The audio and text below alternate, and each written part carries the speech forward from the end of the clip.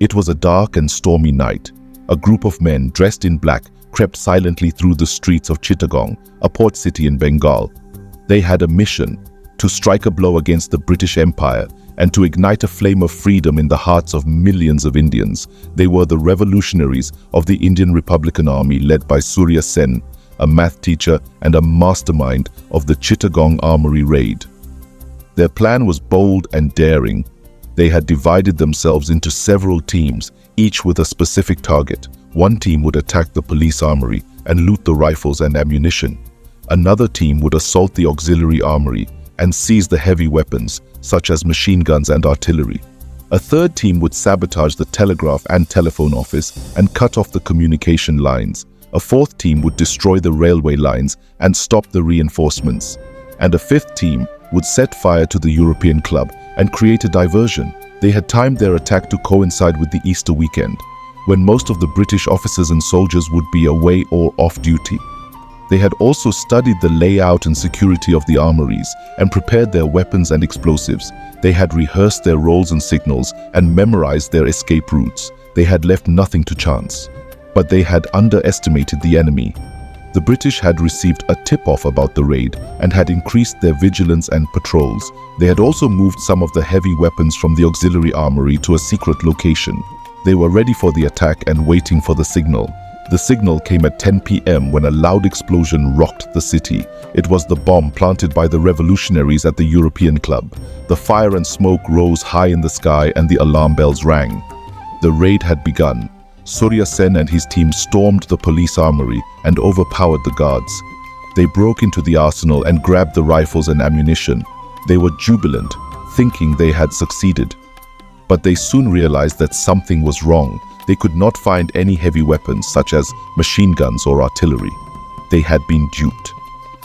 They decided to move to the next target, hoping to find them there. But they did not know that the British had already been alerted and were closing in on them. Ganesh Ghosh and his team attacked the auxiliary armory and faced stiff resistance from the soldiers. They exchanged fire for about 15 minutes, but could not break into the arsenal. They realized that they had been ambushed and that they were outnumbered and outgunned. They decided to retreat, but not before throwing some bombs at the armory, hoping to cause some damage. They suffered some casualties and left behind some weapons and clues. Lokanath Bal and his team succeeded in cutting off the telephone and telegraph wires and disrupting the train services. They also set fire to the European club, but did not harm any of the members, as they had been instructed by Surya Sen to avoid unnecessary bloodshed. They completed their task and headed to the rendezvous point. But they did not know that the British had already restored the communication lines and were tracking their movements. By midnight, the raiders had gathered at the Jalalabad hills about 4 miles from the city. They had about 65 rifles, 500 rounds of ammunition, and some bombs.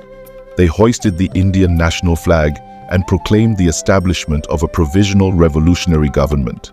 They also issued a manifesto calling upon the people of Chittagong to join the revolt and overthrow the British rule. They were proud of their achievement and confident of their victory. But they did not know that the British had already mobilized a large force of troops, police, and armed volunteers to crush the rebellion. They did not know that the hills were surrounded and that the battle was about to begin. The next morning, the British launched a series of attacks on the revolutionaries, who fought back valiantly. The fighting was fierce and bloody, with heavy casualties on both sides. Many of the revolutionaries were killed, wounded, or captured.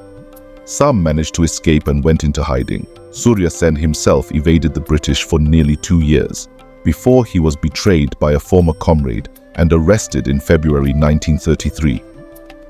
The Chittagong Armoury Raid was a heroic and historic act of resistance that shook the British Empire and inspired millions of Indians.